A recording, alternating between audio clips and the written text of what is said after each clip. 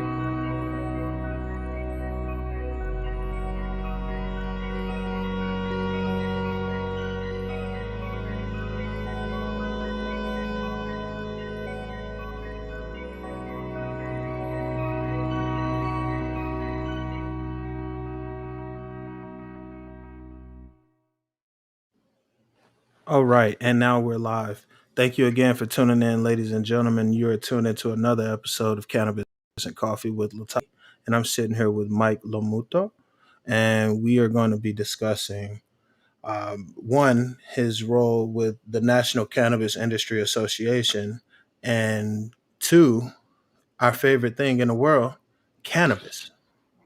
Mike, how are you doing today? Doing good, man. Thanks for having me on here today, man. It's really a pleasure.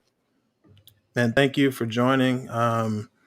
It was a no-brainer when I met you, and I was like, yeah, obviously we need to sit down and talk. There's mutual knowledge that I think that we both, could benefit from, and yeah, let's get it out the way. Yeah, absolutely. If I've gotten to know a little bit about you, and I've went and done a little research, but would you like to tell the world about you? Tell the people who is Mike Lomuto and why I'm sitting here with you today. Yeah, sure, man. In a nutshell, who I am, right? So I grew up primarily in San Francisco, which is, one of the epicenters in a lot of ways of the cannabis industry. We didn't call it an industry back then. So I grew up in San Francisco, primarily in the 90s, and I've been in the industry for over 20 years now. It's really been my main form of really interacting with the world, I guess you could say, in a lot of ways. Okay. Growing up as a youth, we didn't use Western medicine. We used Asian medicine and cannabis in my family. Okay. And as a kid, I wasn't like smoking or nothing, but as I got older, I of course did, and my father used it as when I was growing up. So that's how I got my introduction to the plant, and Could it really you? just yeah. Sorry, go ahead. I'm sorry. Could you explain a little bit more on for the people who aren't as well versed in medicine knowledge? What's the difference between Western medicine and Asian medicine? Yeah, and I should say, Western biomedicine, because there is an herbal tradition and plant-based tradition in the West as well. But when I'm talking about Asian medicine, I'm talking about like acupuncture, with the needles. I'm Okay. talking about Chinese herbs, different types of herbs. I'm talking about using food as medicine, Nice. balancing your foods and your soups, exercise, right? Qigong, Tai Chi, Kung Fu, all these kind of stuff. Yeah. That's amazing. And that's really what life is like trying to find a balance of all of that, is and we'll get more into that and to the Tao and all of that later on. But I'm sorry for interrupting. I just had to ask you about that to, make that separation for everybody that doesn't know the difference. No, all good, man. You interrupt me anytime. I'll just keep talking if you don't, probably, right? So I'm probably a little nervous myself over here. So, it's easier to just fill the space, right? So growing up in Yeah. San Fran, you grew up in, you said you're Asian Italian, Mhm. and so you grew up with those traditions in the household, so you got to learn about those different medicines. And what made you actually make the switch over to cannabis as a medicine, or incorporating cannabis in with the traditional learning, the traditional teachings that you've had? Yeah, so like I said, growing up as a kid, I found out as a young kid that my dad used cannabis as his medicine. He's been ill since I was like pretty much born, different types of ailments and stuff. Chronic patient basically. Okay. Growing up, I just saw it as medicine. Like I knew it was illegal. Mhm. I knew that it was, But you knew it had medicinal I purposes. knew it had medicinal purposes just from the jump street. So yeah.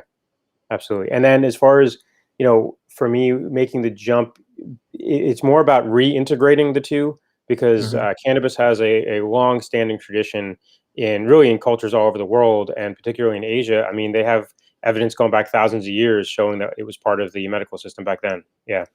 That is correct. That is correct. That's something that I've been working on. I've been trying to put together like a quick information packet on like a little quick 4 minute and 20-second video that I want to do on the history of actually the United States, and how it actually like started to pioneer the the illegalization of cannabis, because at one point it was illegal to not grow cannabis and hemp, so how we go from that to the polar opposite, I want to say greed, and it's racism and a lot of other things that had a part to play in it, but that's going to be coming at a later date as I get more and more information and do more research on the history of the legalization and everything, and how we're going to bring back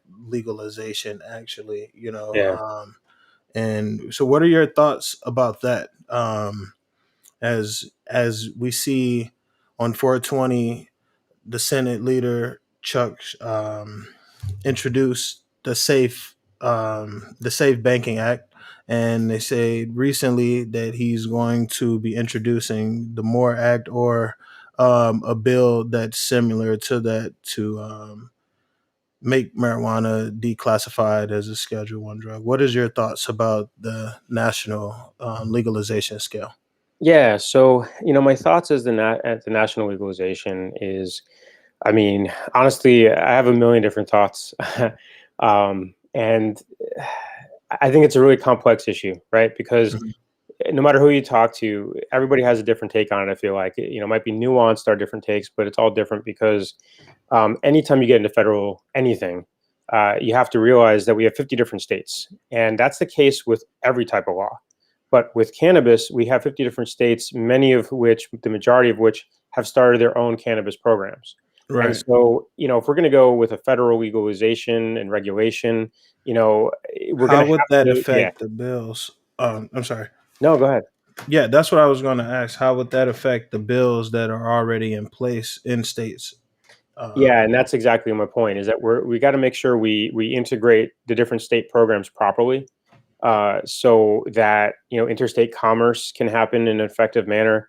And one of the things that we've been working with in committee, at with the Diversity, Equity, Inclusion Committee at the NCIA, is how to make recommendations for interstate commerce so that social equity is something that is considered a part of that, because that's a great avenue or route for social equity applicants and operators to get into the industry at the federal level, once it does become legal.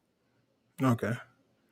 Now you were mentioning beforehand, that you weren't a social equity applicant, but you do have some businesses in the cannabis industry, and one of those businesses, I went and looked up. Well, I mean, I looked up everything on your LinkedIn Yeah.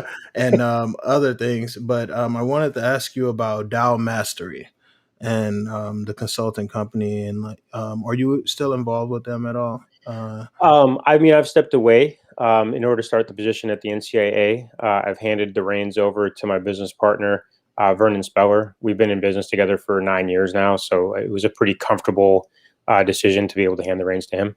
Okay. Now, so, and is that because of like conflict of interest that you had to step away from that position when you Um, were accepting the NCIA position?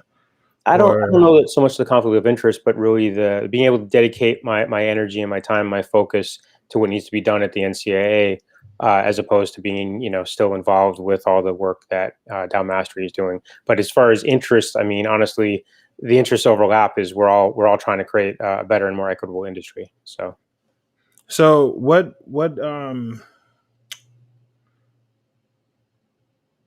we're here to talk about you being a diversity, inclusion, and equity manager with the NCIA, as well as what do you do with your personal life and who you are as a person. If you can, could you tell me, describe your day to day on working with the NCIA and what is your operations? Okay, yeah. So I've only been officially in this position for less than a month. 420 was my hire date. And Congratulations. That's a thank you. that's a great day to Yeah, start right. off. Yeah, it was.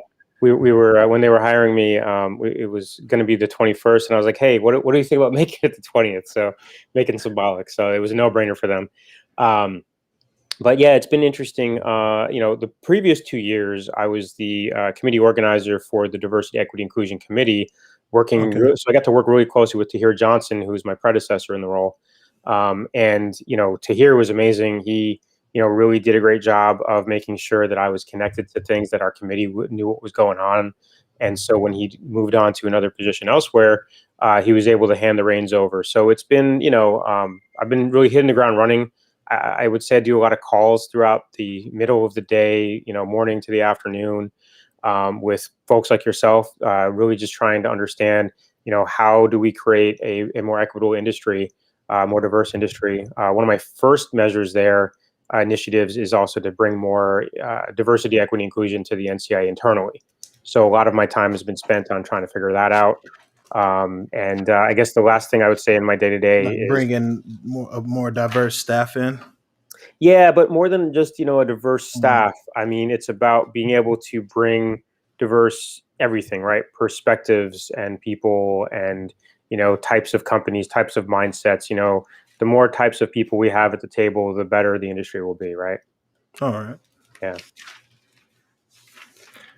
Um,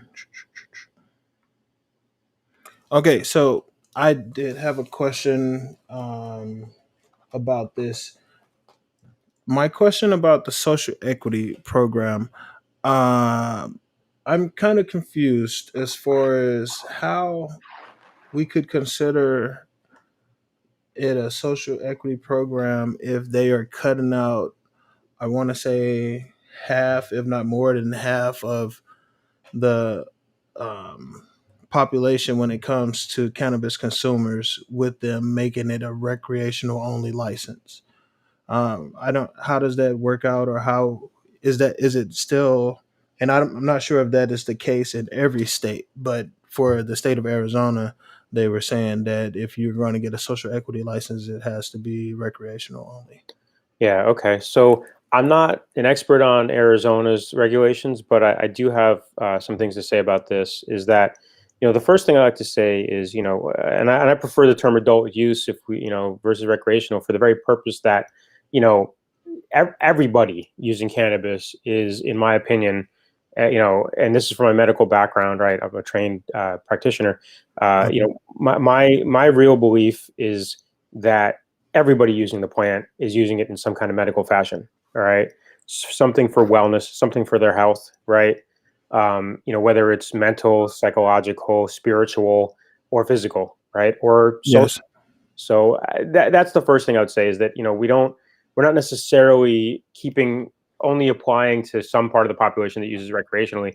And I think we need to kind of move past the point where we're just thinking it's recreational like beer, Hmm. versus, and not to knock beer, but just recreational in that capacity versus medical, like as like some pharmaceutical. This is Right. plants, and everybody has benefit, can derive benefit from this plant.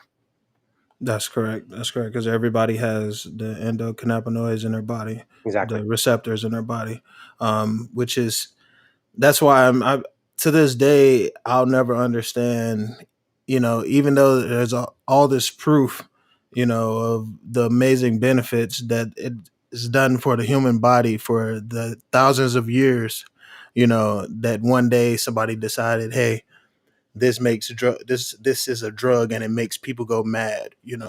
I Um, mean, I think we I'm all understand, it's, this was done intentionally, right? You don't make yeah, a plant illegal and put this much effort and weight behind making it and keeping it illegal unless you yeah, know the kind of power that it has, right? I mean, yeah, nobody's making basil illegal, right? And basil is exactly. amazing and has a lot of great healing properties, Say but no knock on basil though. no knock on basil. I love basil, as Thai and Italian, right? We can't Yeah. take it away from it. So yeah. So like, is that what I guess what I'm trying to see is like, is there a way? I don't know. I know when I was talking to Caleb Tice of Canna Owners, he was saying that it was written in the bill that way to where the bill that was passed that they passed it to where it was like rec only. Now, I guess what I'm trying to see is like I get is with enough public outcry. Is that something that could change, or is this something that like uh, the bill passed and there's nothing anybody? Because I mean, I know you can always make some kind of amendments, but like I guess what I'm trying to say is how could we make this truly social equity equitable for everybody to be involved? Because we know the difference in the taxes with recreational. The customers know the difference with taxes and with cost when it comes to recreational and medical dispensaries, and you do want to be able to provide the best quality medicine at the most reasonable price without trying to cut any ends. Yeah. So I got a few different parts to this answer. Again, I'm not the Arizona regulatory person, so I'm not Okay. really sure the details and nuances of that specific law. What I will say again, though, is that, if we look at it through the lens of recognizing that adult use is still medicine, Adult use. Yes. right? And we look at the fact that it's about how you market and how you bring your product to market is how the patient is going to interact with that product, right? So my reason for saying that is that a big part of what keeps people that maybe have a stigma against cannabis being medicine, especially if it's sold to them as recreational, away Hmm. from those types of dispensaries, away from those types of products, is because the lack of education. And I think it's extremely, I'll stay away from the negative. I think it's extremely important for companies that are doing business in the adult use recreational space to be educating their patients, their clients who are really patients, just not called patients, um, Hmm. of the medical uses and the responsible use of these these products. Um, Okay. and I think that if that's done properly, to be quite honest, the difference in price, although it does matter, if you are getting product that's a little more expensive but extremely effective, and it's also like very the right way, and it's made for you specifically, that's going to still be overall better return on your dollar than going to some medical place that honestly doesn't really educate you that well and know that much about the product in the first place, which True. is what we see in a lot of places. Not necessarily. I don't know Arizona that well, so I'm not straight saying that Arizona No. is like that, And I but was gonna say I've had that experience. And most of the time, like if you do get a company that actually does care about providing um, quality product for patients, then you do see them taking that time and effort and going the extra mile. And it's a little more pricey, but it it does. You could tell the difference. You yes, can definitely tell the difference when you're medicating.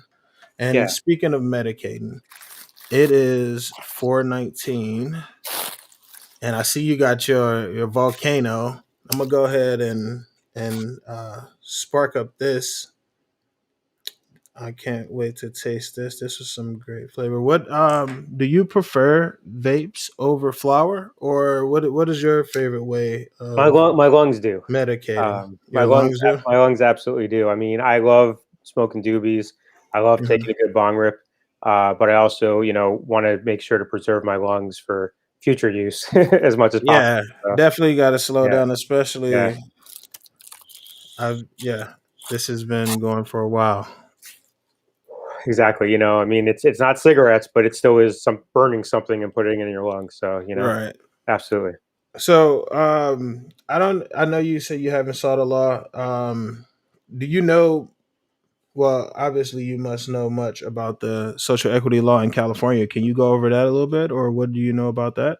You know, Is um, what is it you want to talk about? Because it's such a huge, broad topic, and California, the way it's set up is that different municipalities also get to kind of weigh in and basically create their own little infrastructures on that, right? So there's the state and Okay. the local different ways we do Okay, so that. I guess I'll just compare it to some things that I had issues with, or with what I read in the Arizona bill.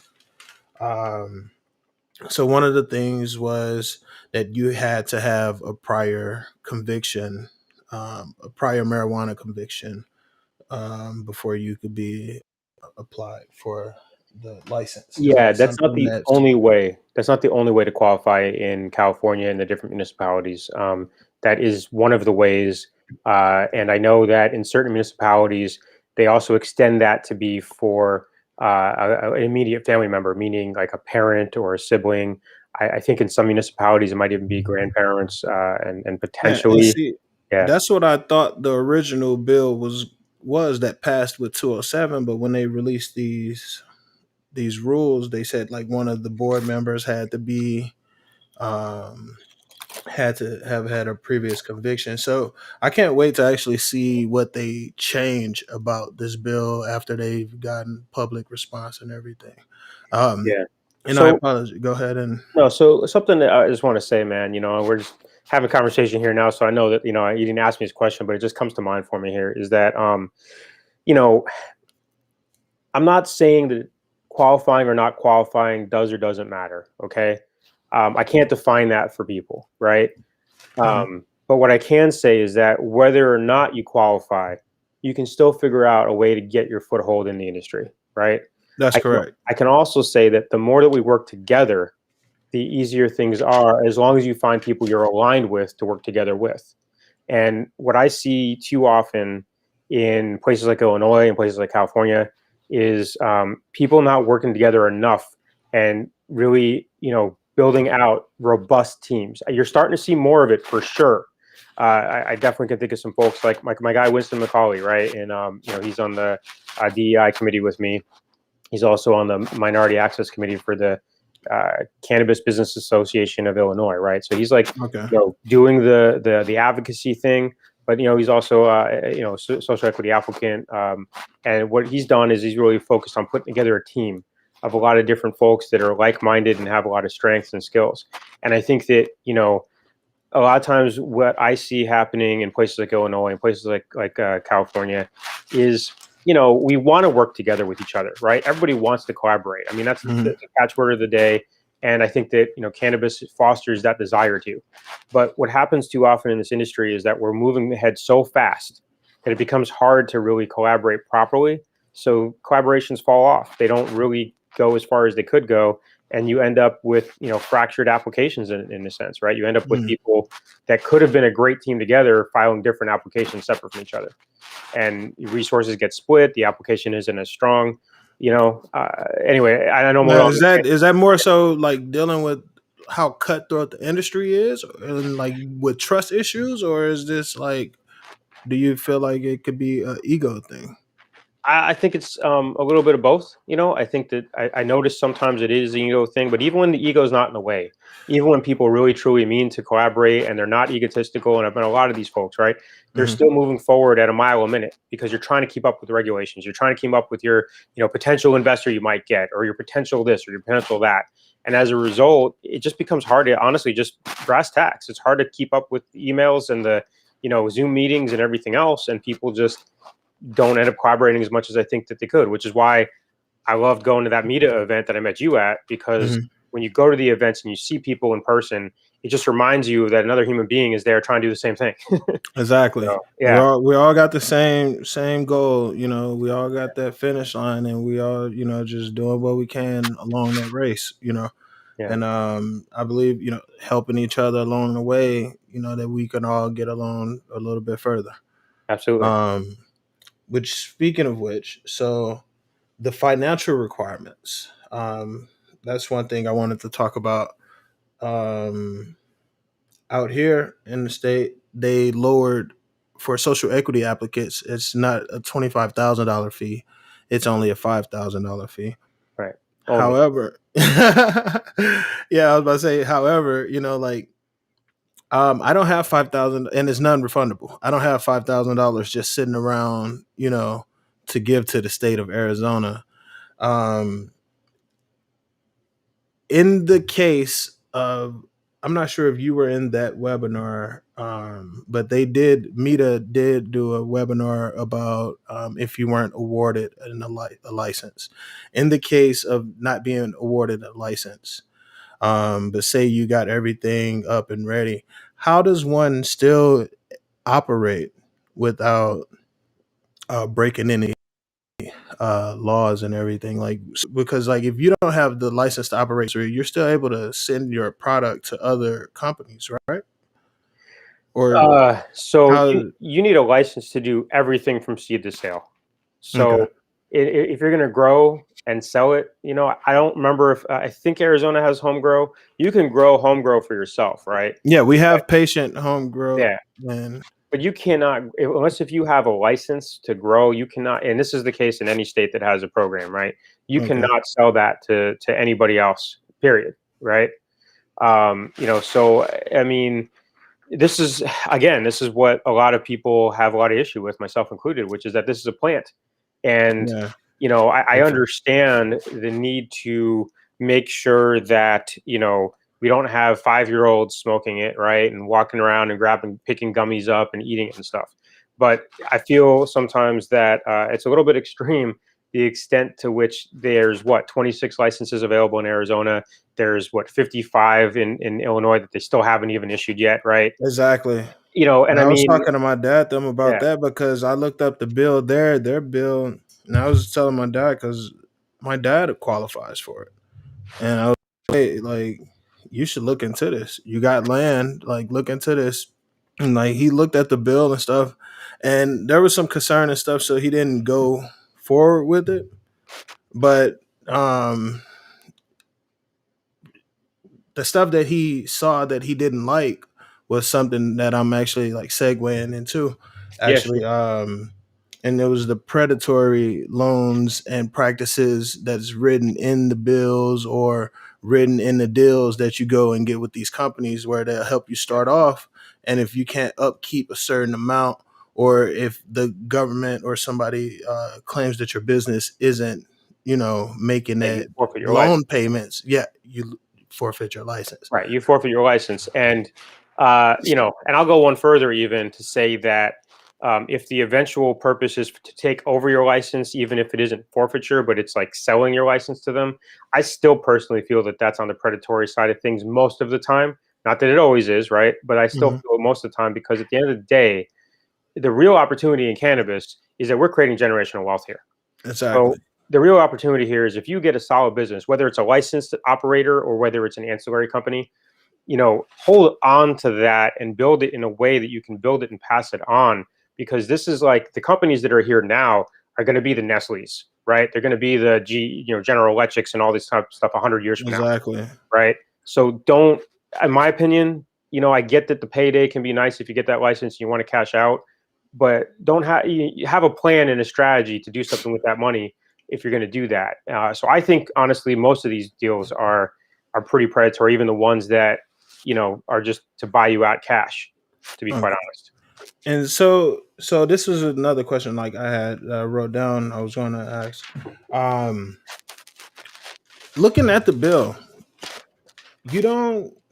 I guess besides the fees, you don't really need other companies on your license, right? So, I mean, if you have the capital to build that, then build it, right? But so why do you think it's important or not important for social equity applicants to reach out to these companies or to even accept their deals or calls? So I'm not 100% sure again with how it is in Arizona, but I know that like in other places like Illinois, what ends up happening is in order to raise the kinds of funds and capital you need in order to to operate basically, Mhm. because a small cultivation operation could still cost you a couple $1 million, right? And that's not Right. nothing, right? And and I don't know how this applies exactly to Arizona, and Arizona still has to figure out how the financing is going to work in the application and part of the licensing and everything like that. What I do know is that the reason that social equity operators, even in California, where somebody might already have a license, but the reality is, in order to be able to grow your company and scale your company, you need capital. And this is where the Safe Banking Act hopefully can come into play sooner than later, right? You Right. mentioned it earlier today, and I know the NCAA is a really big supporter of that, and really doing a lot of advocating for that, because to me, this is a matter of social equity, right? If you're a small social equity business, if you were any other kind of company, you could go to a bank and get a loan, right? Exactly. But Just with the small, cannabis, most you different can't. small loans. You're talking about a couple $100,000, which in this scheme of things is not a lot of money to go to a bank and get when you have a business plan. You can show them how you're gonna make money. Okay. The problem is that we're not allowed to do that. And so a lot of people end up turning to these investors, many of whom came into the industry with the intent of getting rich because they saw green, green, green everywhere. You're starting to see more impact investors now come into the industry that are looking for opportunities to provide impact to communities, not or nature, the environment. It's not just about the greed. And I'm not saying that was all that was there before. It's just that that was a big part of it. And Mm. so I think as the market matures, and as we demand more of our investors too, because you have to recognize that your investor, you don't have to take investment money, you know. So, anyways, all Yeah, this and happened. especially the Safe Banking Act passes, then you'll be able to go and get that small business loan from the feds at a low interest rate. But one thing that I saw in the MORE Act was that, oh man, I'm gonna have to pull it up. I'm gonna pull All it good. up so I don't slander Don't even worry about it. anything. Let's talk about something else But then. Yeah. they were saying that it had a very low interest rate for for minorities to get their cannabis business related, any cannabis related business off the ground. Yeah, With I the MORE mean, Act. that would be great. And honestly, the Safe Banking Act, with certain provisions, could allow us to have that same thing. I'm not saying anything against the MORE Act. I'm just saying Mhm. that the full federal legalization might take a little longer. In the Right. meantime, let's get the Safe Banking Act up and running so that some folks can actually get access to bank accounts a lot Funding. easier.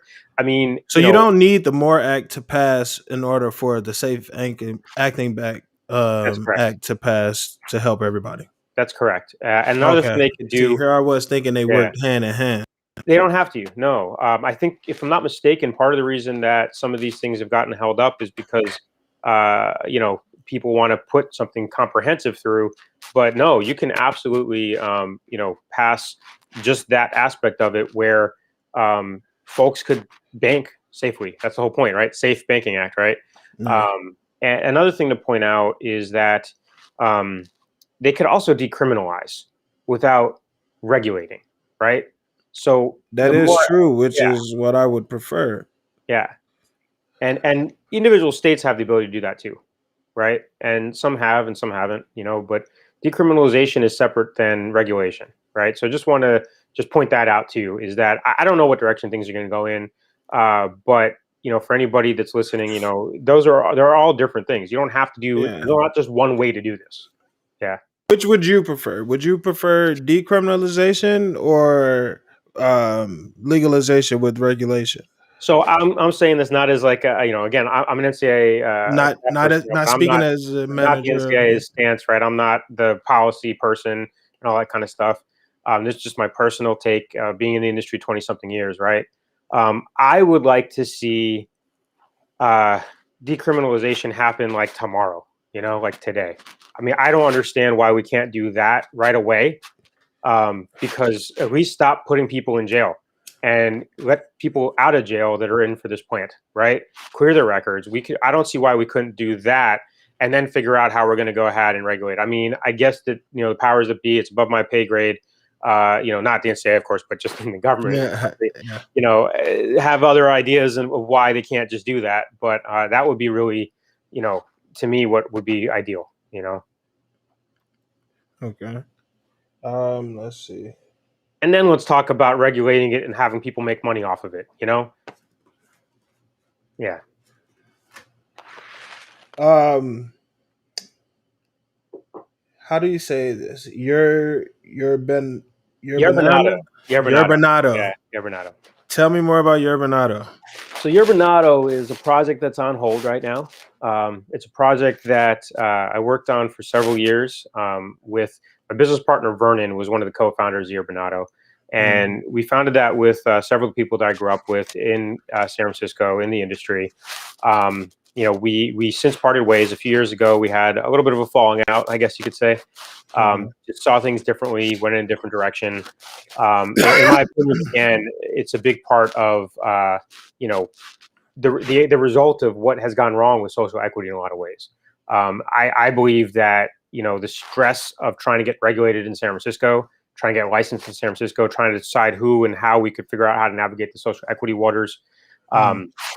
I believe that was a big part of what put the stresses on us and fractured. But were there that all many said, like roadblocks in trying to get approved for a social equity license in San Fran?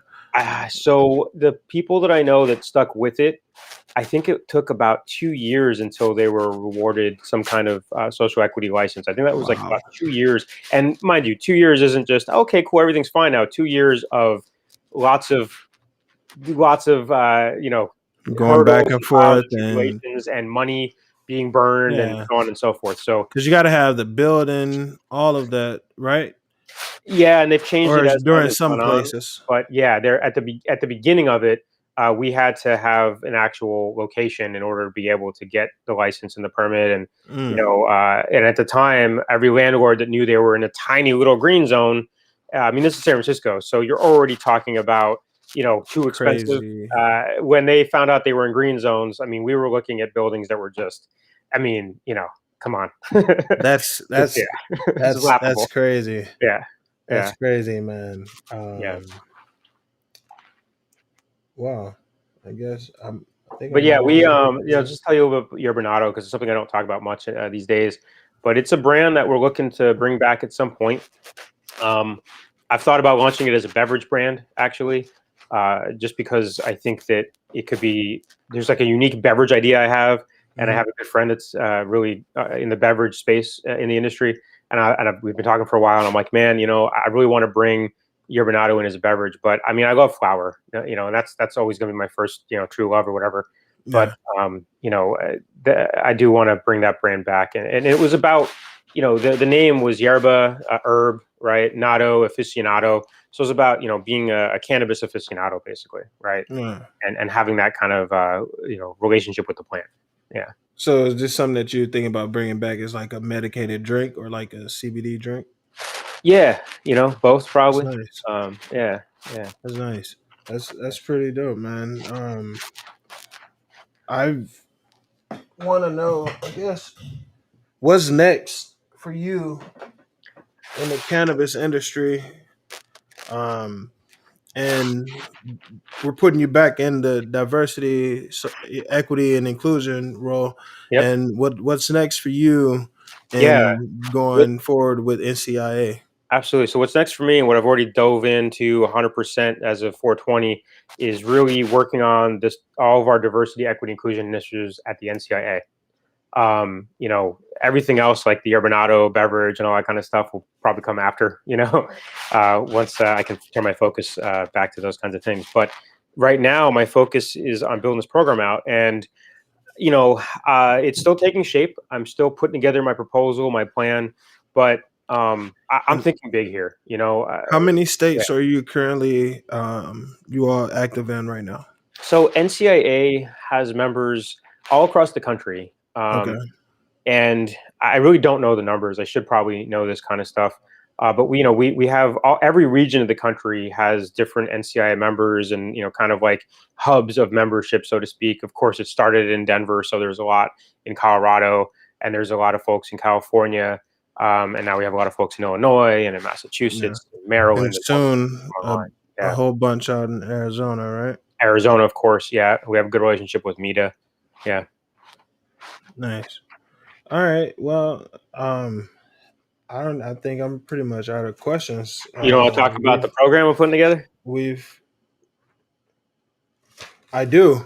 Yeah, But as far as like the social equity stuff with the Arizona bill, I'm out of gotcha, those questions. gotcha. Yeah. Um, Sorry, I'm but getting a yeah, little high I need myself to. over here right now. End of the Yeah, workday, man. So it's all good to get. It's good to I get lifted was. anytime, in my opinion. It just brings you to different types of creativity, different types of strains work for different types of things, Mm, But this is the end of the day. Chill out, take a couple bags straight to the dome, right? yeah, yeah, Yeah, it's nice. It's a nice relax, just a overcap, basically. yeah, Um, so besides that, you be at the next Meta event? yeah. I'm gonna be down there in a couple weeks You or next week. I okay? think it's next week. Yeah, Yep, 2026. No, yeah, it's great news. yeah. The And what? 26th at the Foundry again. Yep. So tell me more about what's going on with the program that you're putting together. What can you share that you already have? I guess Yeah. in So the cusp. Yeah, so I'll tell you a couple things. So, right now, the way the program is set up is that social equity applicants get free membership at the NCAA for 1 year.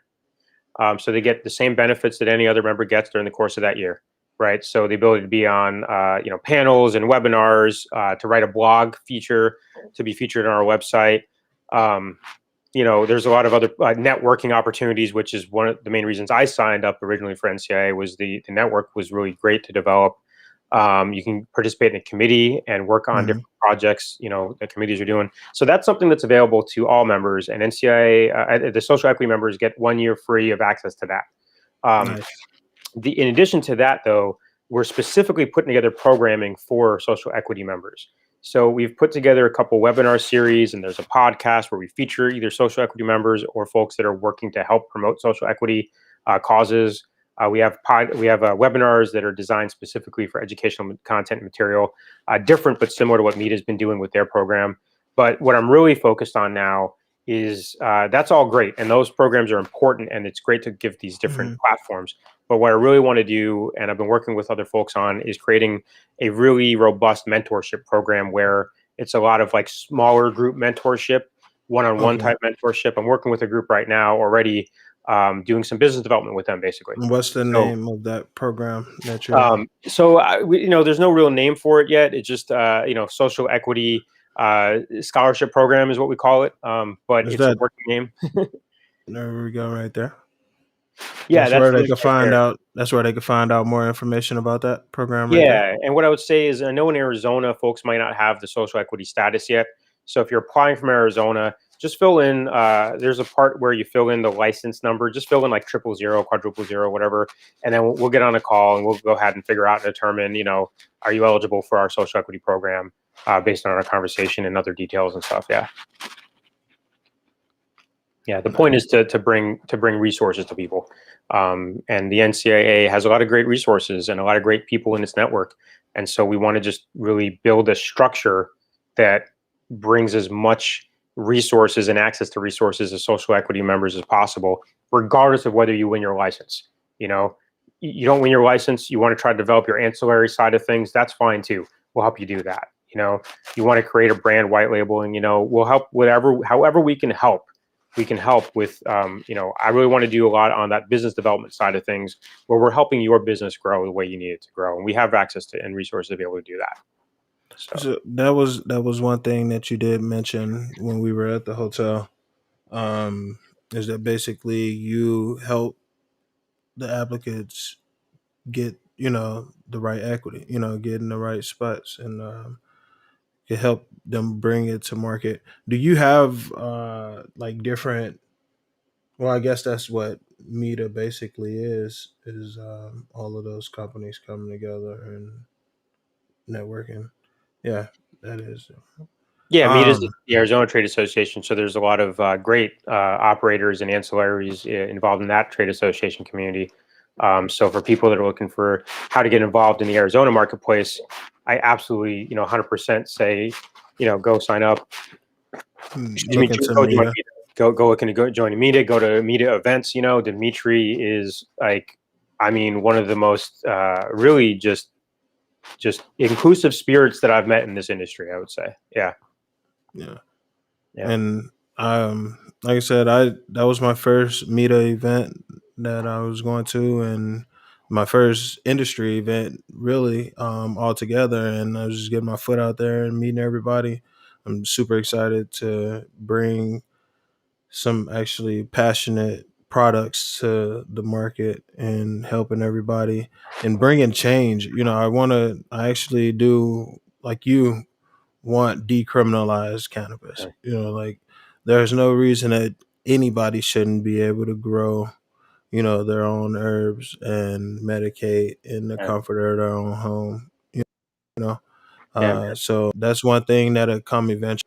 Um, but until So, then, is it cool if I ask you a couple questions, man?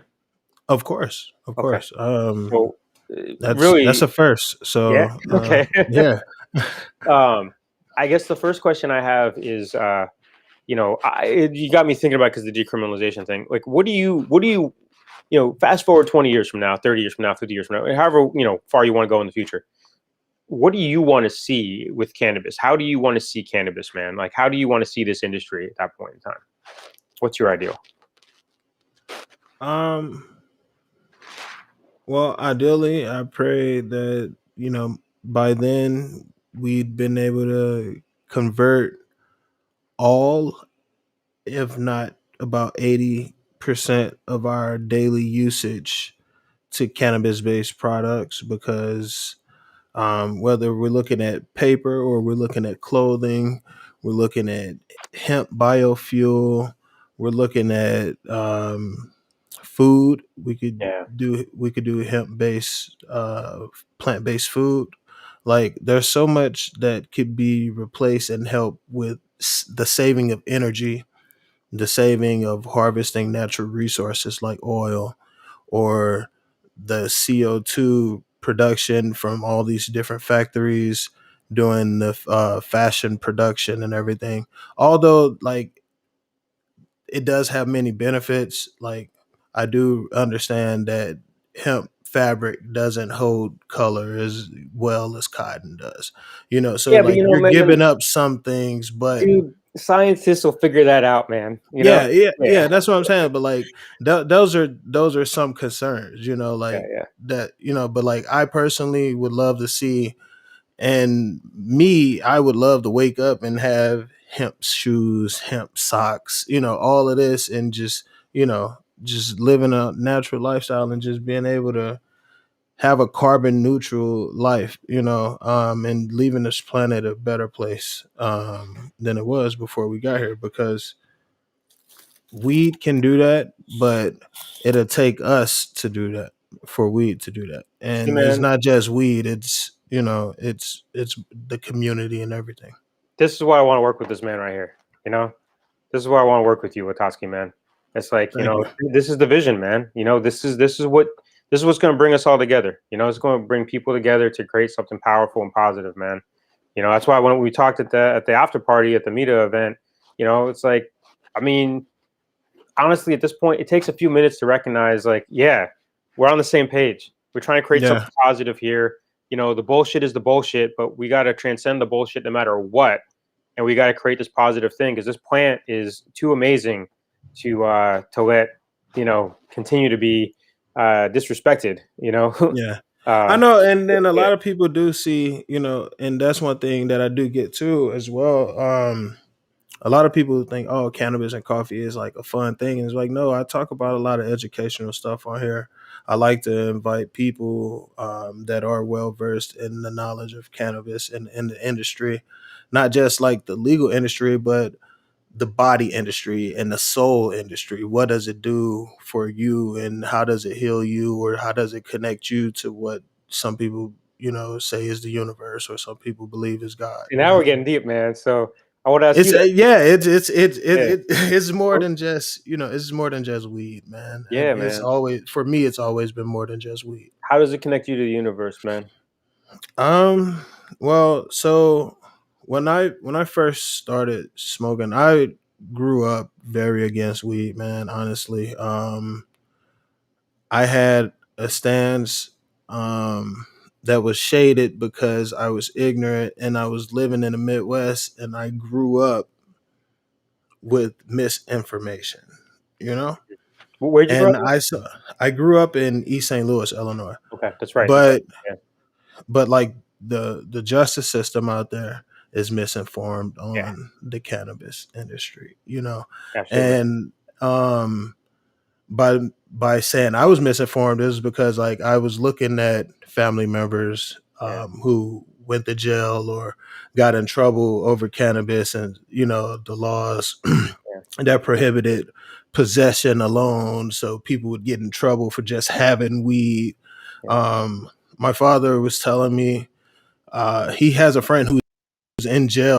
Hey, he only caught with like a $30 bag of weed, and Okay. like, and I'm just like, it fucked me up in my head because I'm like, there's no way that a man is in jail to this day because he had a $30 bag of weed, and he was like, yeah, I'm not bullshitting. Like, this was somebody I knew personally, and because the system was so fucked up and the laws were so rigged against these people, like it it funneled that system and it created, you know, that, and it really like blew my mind. So um I know that's like completely different from what you asked me about how it connects me to God, but No, I mean, um that gives me the background on it, though, man. I appreciate you sharing that, man. yeah, well, that's why I was against it. Right. But I see all those things, but then I was playing football freshman year of college, and last game of the season I wasn't even in the game, and sideline play, tore my ACL, MCL, and I'm fucked. Like my knees shot, and I'm just like, damn, this is a lot of pain.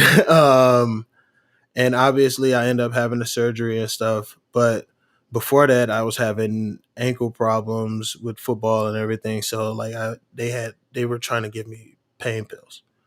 I tried the pain pills. I was obviously not in a state where they had medical cannabis, so I didn't even want to try weed. Although I had started smoking weed that freshman year Okay. because of the pain and stuff.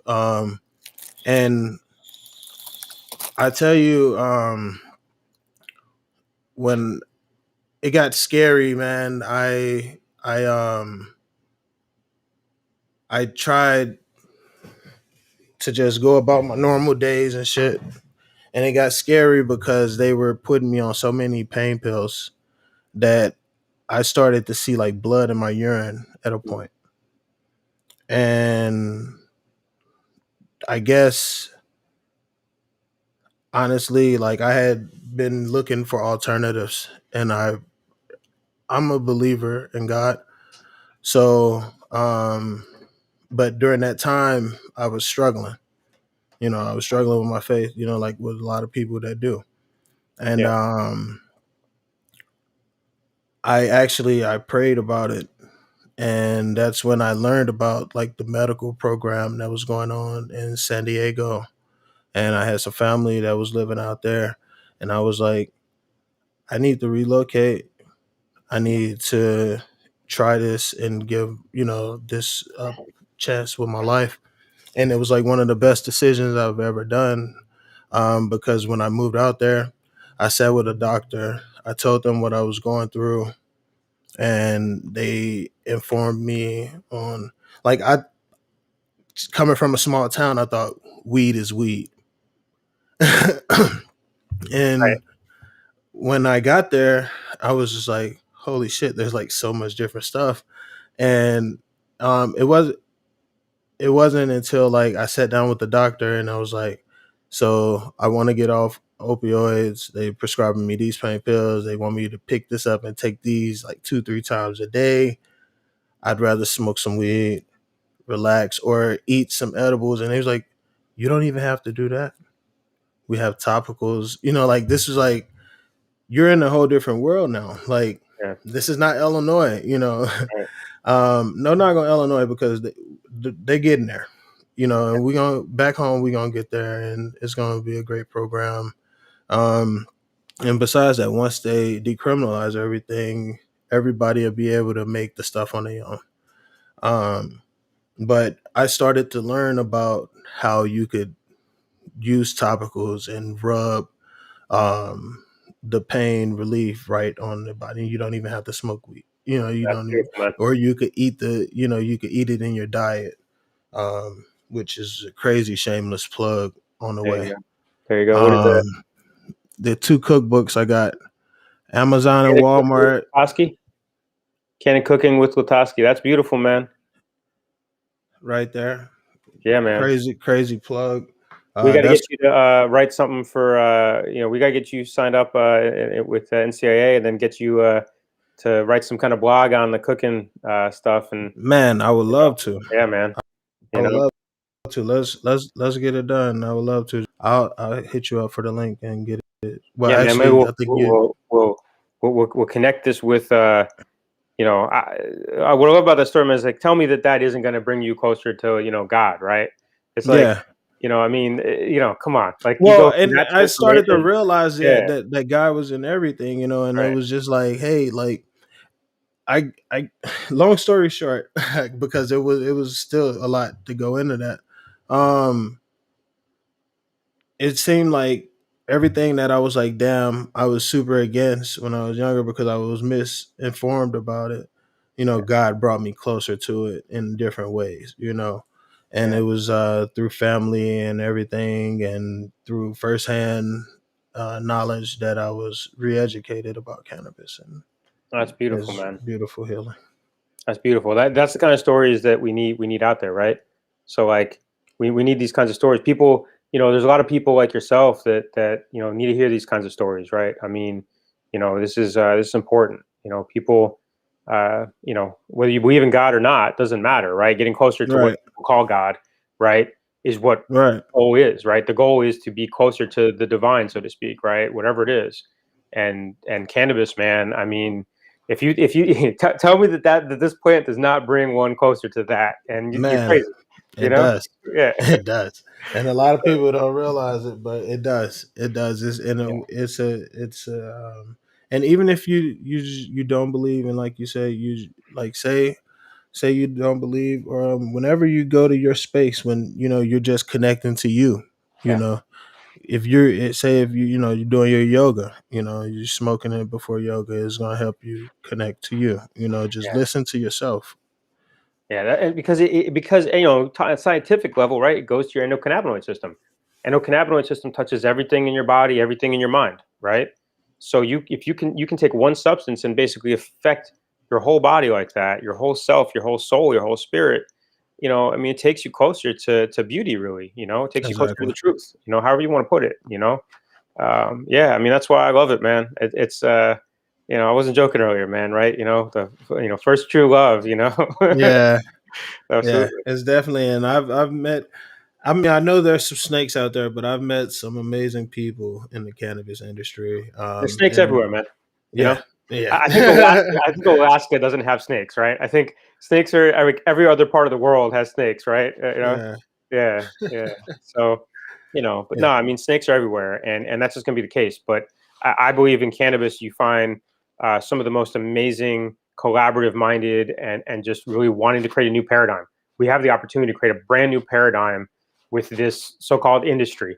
It's not just an industry. This is something that touches every aspect of our lives. Like you mentioned, man, I love your vision. The beauty of that 50 years from now, it touches everything, Yeah. fuel, travel, everything, man. So, And I just thought about something else when you just said that. Whew, I'm gonna tell you off air when we hop off, but holy shit, that's insane. yeah, But yeah, because it's a million things going on in the head. So man, I just like to hurry up and write it down before I forget. absolutely, man. Absolutely. I'm the same way. So, yeah, man. Hey, Mike, well, thanks for hopping onto the call, man. This was a very insightful talk. I Pleasure for me. really hope we were able to go over everything. Did you have any more questions? Man, you can't go over everything, man, right? But what you can do is what we did. I feel like I know you better. I feel like you know me a little better, and hopefully we said some stuff today that resonate with some other folks, and that's how we just build this together, right? We just kind of keep building together, and hopefully that means there's there's more time to talk about all the things we want to talk about we didn't get to talk about today. So I appreciate you, man. Definitely. And Appreciate you. we'll definitely talk more in person. And through the email and everything, because I'm definitely going to get signed up for the NCIA, and I want to work with you all and do some more stuff like that, and especially bring some cooking and guides and stuff on there. Yeah, That'd man. be very amazing to do. Absolutely. Make sure you follow Mike on Instagram at instagram.com/Mike Lomuto. That's MikeLomuto. And Mike, you want to let them know anywhere else they could find you?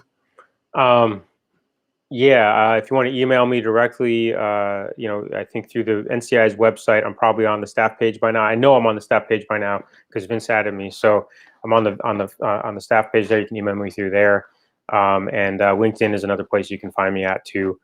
So whatever works for you. You know, you want to get in touch with me, talk about anything cannabis related, really, and how we create a more equitable industry. I'm down. All right. And also, I'm going to put this up there one more time so y'all could make sure you learn about cannabis social equity and visit the cannabisindustry.org/NCIAS dash social dash equity dash scholarship dash program. Once again, thank you, Mike, for taking the time out of your day, smoking with me, and having this conversation about cannabis social equity and letting me get to know you a little more. I hope the weather out in San Fran is treating you well. Yeah, And we call it SF for the city. I'm not really SF. partial to San Fran. I know a lot of people call it that, but I just got to say real quick, we don't. Nobody I know who grew up out here says San Fran, really, So yeah, All right, so I'll know that for when I come visit. I haven't been out the SF yet, but I'm definitely planning on coming out that you let me way. know, man. You let me know for sure. Yes, sir. Yeah, Well, you have a great day, and thank you all for tuning in to another episode of Cannabis and Coffee with LaTosque. This episode is available on all podcast platforms. That's Spotify, Apple, Amazon, YouTube, and more. Thank you.